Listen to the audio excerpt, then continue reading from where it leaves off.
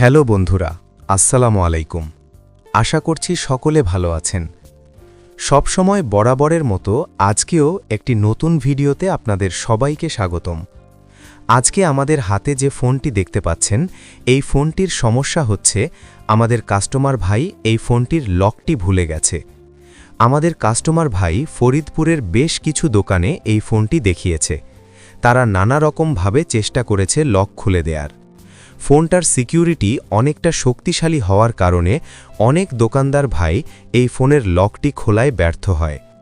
কোনো একটি দোকানদার ভাই আমাদের দোকানের অ্যাড্রেস দেওয়ার কারণে সরাসরি কাস্টমার আমাদের কাছে চলে আসে। আমরা চেষ্টা করব কাস্টমার ভাইয়ের ফোনটি সুন্দরভাবে লক খুলে দেওয়ার। এই ফোনটির মডেল হচ্ছে IQOO Z9X 5G। এই ফোনটি স্ন্যাপড্রাগন CPU যুক্ত একটি ফোন। ফোনটির UFS টাইপ 2.2।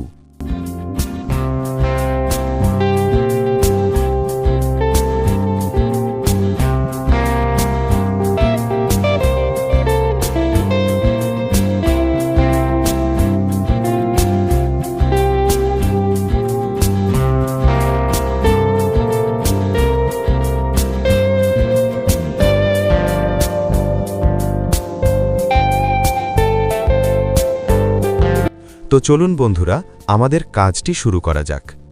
প্রথমেই আমাদের দেখতে হবে CPU গায়ে কি মডেল লেখা আছে। আমরা দেখতে পাচ্ছি এটার গায়ে লেখা আছে SM6350। এখন আমাদের এটির ISP পিনআউটটি খুঁজে বের করতে হবে। আমরা ইতিমধ্যে এটির ISP পিনআউটটি খুঁজে বের করেছি। এখন আমাদের কাজ হচ্ছে ISP পিনআউট যেখানে আছে সেই বরাবর ডিল করে ফেলা। CPU ডিল করার উদ্দেশ্য হচ্ছে এই ISP আউটের মাধ্যমে আমরা যাতে খুব সহজে UFSটির প্রোগ্রাম অ্যাক্সেস করতে পারি। এই UFS অ্যাক্সেস করতে পারলেই আমরা এটির লক খুলে ফেলতে পারব।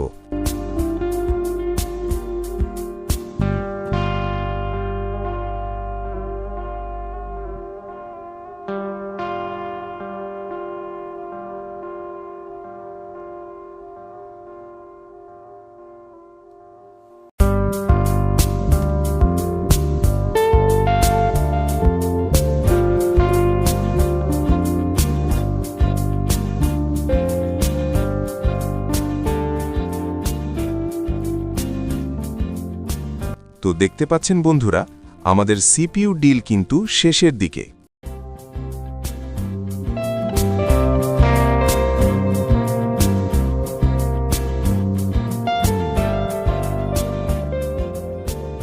দেখেন বন্ধুরা, আমরা কিন্তু UFSটি অ্যাক্সেস করে ফেলেছি। এখন শুধু পার্টিশন ট্যাবে গিয়ে FRP ইরেজ করে দিলেই আমাদের কাজ শেষ।